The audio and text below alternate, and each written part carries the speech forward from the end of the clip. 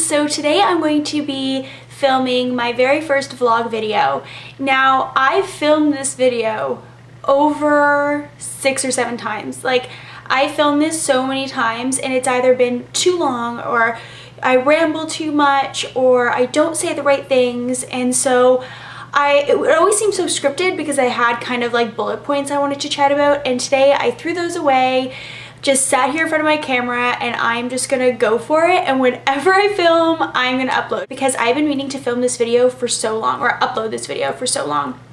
If none of you know what I'm talking about with a vlog, or don't understand the name, this is going to be a video all about my law school experience. I'm going to do these videos in parts or else it would be like an hour-long video, and although I think it's extremely important for girls who are interested in going to law school, girls or guys who are interested in going to law school, to watch these videos, I don't think you'd be happy sitting there for an hour, and I wouldn't be happy uploading for multiple hours an hour-long video. So I'm just gonna chat today a little bit about why I decided to go to law school and why I think it's a right fit for me, and I'll talk to you a little bit about my journey this far, and I'll be doing future vlogs about how to, you know, get the money for law school, or scholarships, bursaries, how to choose your law school, how to prepare for law school, and then once I get into it, I'll do some vlogs about what it's like. So I'm really excited to start this vlog series, I guess, and if you have any questions along the way about law school that I'm not hitting, or that maybe I'm just not chatting enough about, email me, send me a tweet, message me down below. I'll either answer it in the next video if I get a lot of likes on your comment, or if multiple people ask me the same question, and if not, I'll be for sure answering each and every one of the questions that are asked down below that are law related. So if you do have any questions, don't feel bad, just ask me them and I'll definitely get back to you. So the first thing I wanted to talk about is why I decided to go to law school, and I actually got a really great email from one of my subscribers. I won't say her name in case she doesn't want me to, but she is such a sweetheart, and she asked me, and this was actually a while ago, I'm so sorry, I haven't forgotten, but she did email me asking me why I decided to choose law school, because when she had brought up the idea of going to law school to her family and friends, their response was commonly, oh, well, you know, it's not what it's like on TV.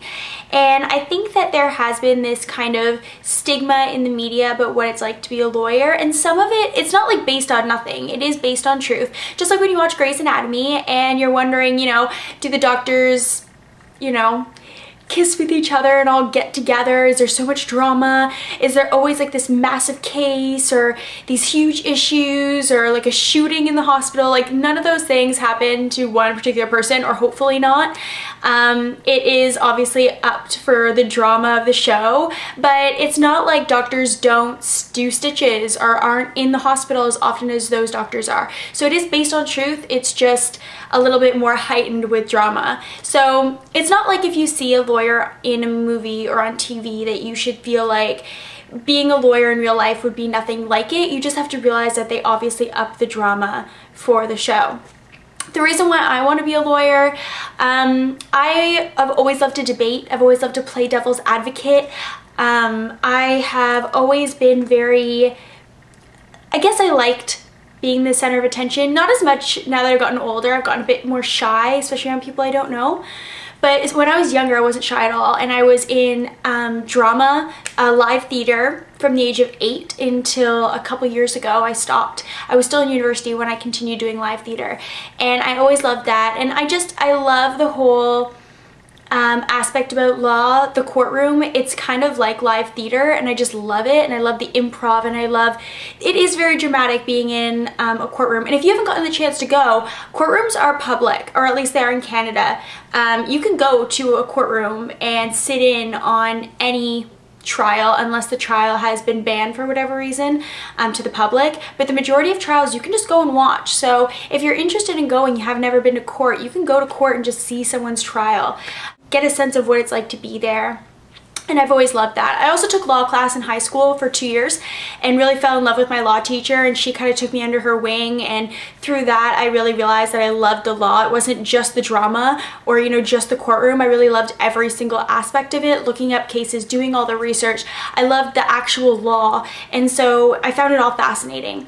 And then one other thing that I think is really important is you have to love to read and you have to love school. You're going to be in school a long time. I obviously had to go through all my elementary school, high school, get my high school diploma, and then I went and got a bachelor's degree, which was 4 years, and now I'm going to law school. That's 3 years, another year of articling, and it takes quite a few years to get up there. So it is a lot of being a student or being in the trenches and doing a lot of reading and doing a lot of research, and you have to be okay with that. It's going to be part of your day-to-day life, especially when you're a young lawyer doing a ton of research for the partners. That's going to be a huge thing. So you have to love to read, you have to love to write, you have to love academia, and at the same time you can love all that drama, but you have to love the other things too. If you have any doubts, as I said, go to court or talk to someone that's a lawyer. You can, even if you don't have a lawyer in the family or friend of family, you can often talk to a lawyer. You can call them and say that you're a high school student or a university student, you're just interested in knowing a little bit more about the profession. Is there any way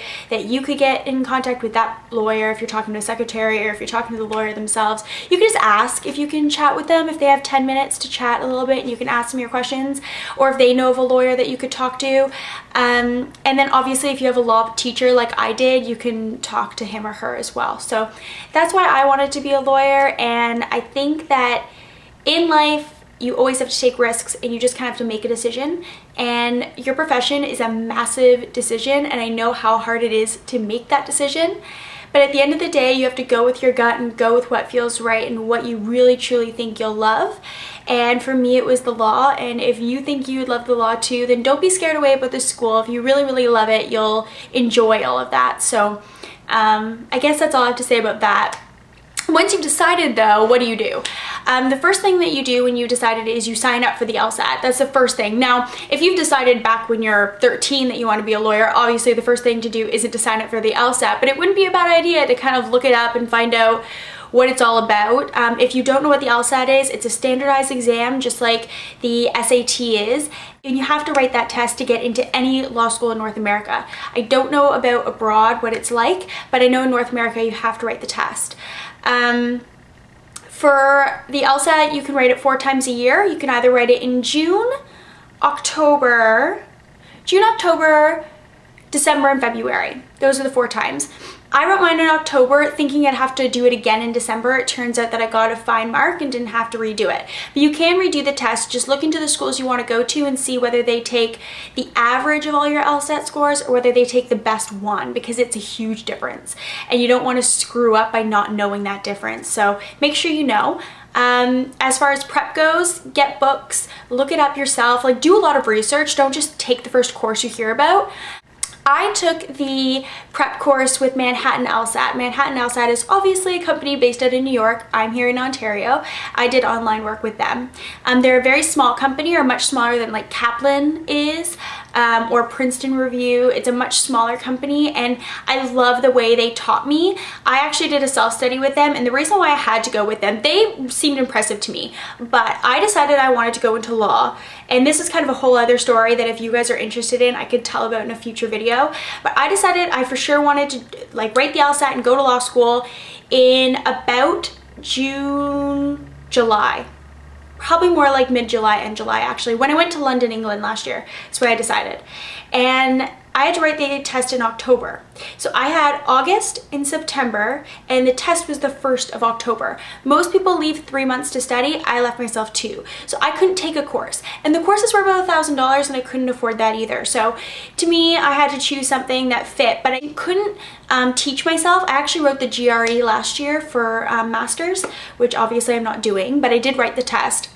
For that, I actually studied all on my own just using books and created my own study plan and did it all on my own. But with that, it was easier because I had a lot more time to do it and had a lot more time to create the study plan and to go through different books and find out which ones were the best ones and to really research the GRE. Whereas for the LSAT, I had 2 months. So I had to choose a course and I had to choose it fast. And Manhattan Prep has a self-study option where you get all the materials and you get access to the online classes that were recorded. So they were recorded the previous session and you get to watch the recording, so you don't need to be stuck Wednesday from 7 till 10 doing the class. You can do the class for 5 days a week, you can do it for 7 days a week, you can do it 1 day, 24 hours, however long you have, you can do it, but they give you all the same materials as the online class would be, and I think the entire thing was $425. It was amazing.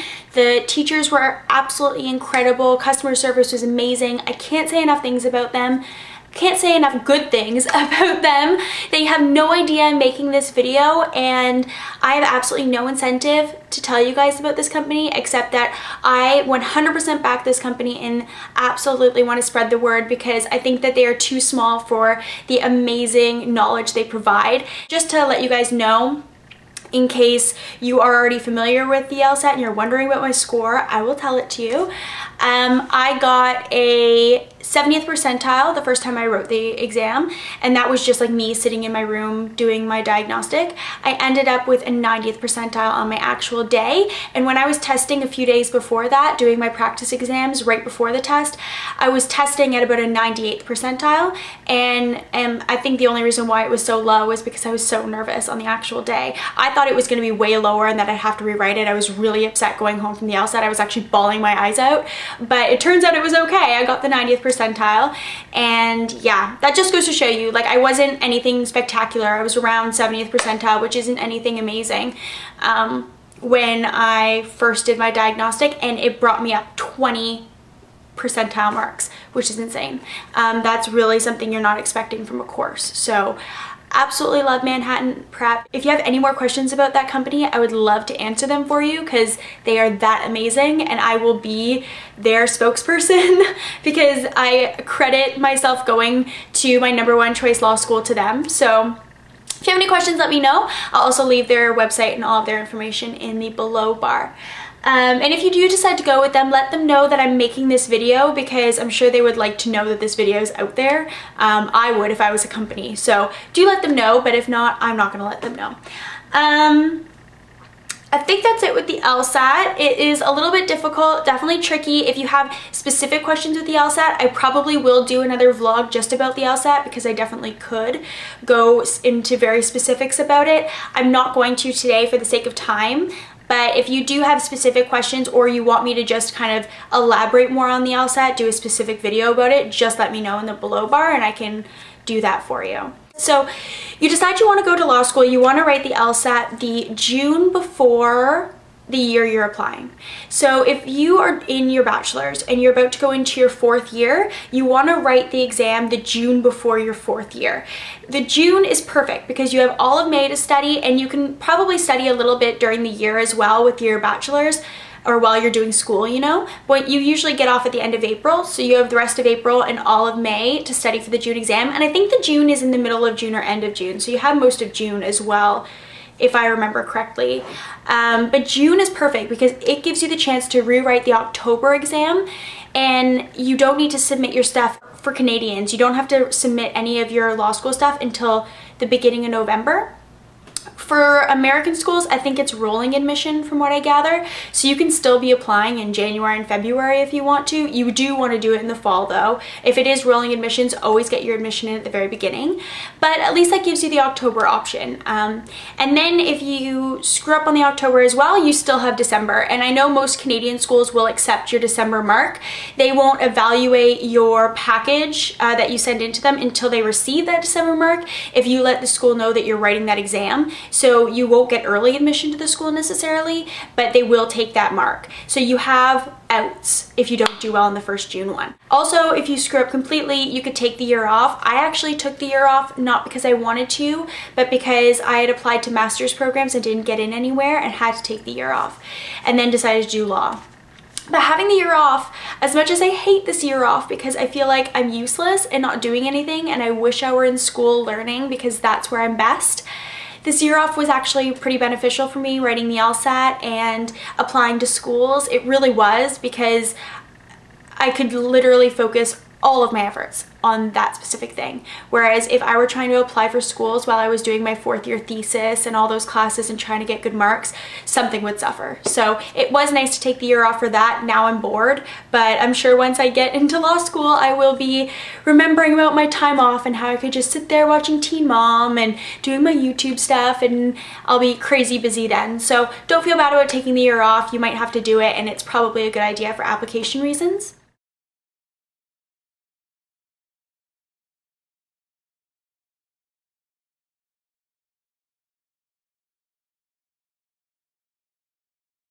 Oh, and one more thing, P.S. If you like this makeup today, I think it's beautiful. I really, really like it.